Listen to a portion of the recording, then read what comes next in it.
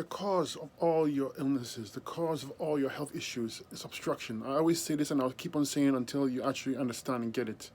There's an obstruction of energy flow in the body. There's blood flow, there's lymph flow, and there's nerve flow. If any of these are obstructed, then you're going to suffer some consequences, okay? And the cause of these obstructions is because we're eating the wrong foods. We are built to eat fruits. And when we deviate from this, when we eat starchy foods and proteins especially, we cause an obstruction in the colon, obstruction in the lymph flow, obstructions in the blood flow, and obstructions in the nerve flow, okay? This has caused severe issues. So you want to remove those obstructions. And to remove them, you need to go back to the original diet that was meant for you, the fruits. The fruits and fruits alone are going to clean that up.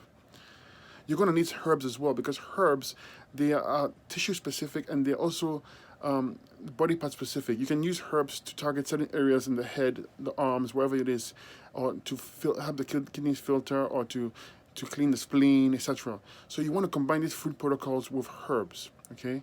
The herbs give you that added boost and strength. But you have to get rid of obstruction, and the way to get rid of obstruction is the fruits. And you can add dry fasting to that to accelerate the removal of the obstruction. Once the obstruction is removed, there's balance in the body. The body can balance itself. The body can heal itself. It can regenerate tissue. It doesn't need any outside source. It doesn't need any chemical. It doesn't need any treatment, so to speak. It basically takes care of itself. You just need to remove the obstruction and give it the energy it needs by the fruits. It's that simple, folks.